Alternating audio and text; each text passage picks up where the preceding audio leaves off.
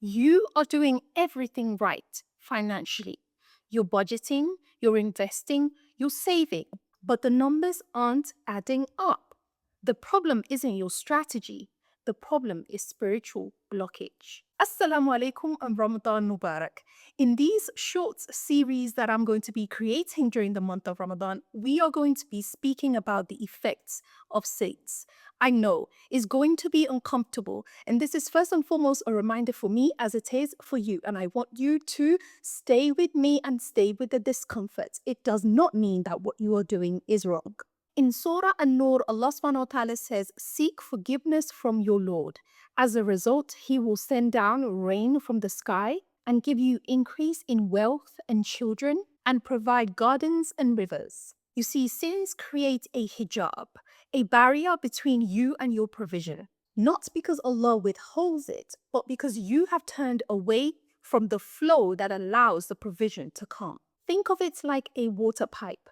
When there is a blockage in between the water pipe, the water cannot flow and come out at the end.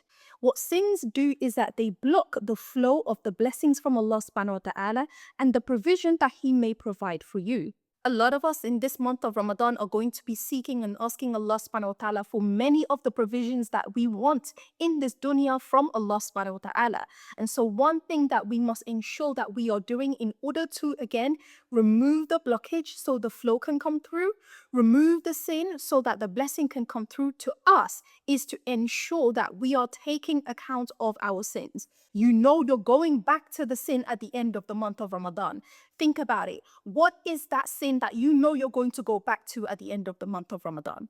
Because a lot of us say we're trying to accumulate as much goodness in the month of Ramadan, but we don't think about leaving away the sins in the month of Ramadan and with the intention of continuing to leave away the sin.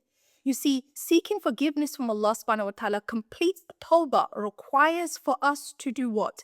It requires for us to regret that we committed the sin and commit to not committing the sin again. We need to take inventory of the sins that we are committing, whether they are to do with riba, whether they are to do with displeasing of our parents, whether they are to do with the sins of our tongues and the way we speak to people and how we offend people, whether they are to do with the rights of others that we do not give, whether they are to do with our bad character and how we deal with others. Is it the lies? Is it the zina?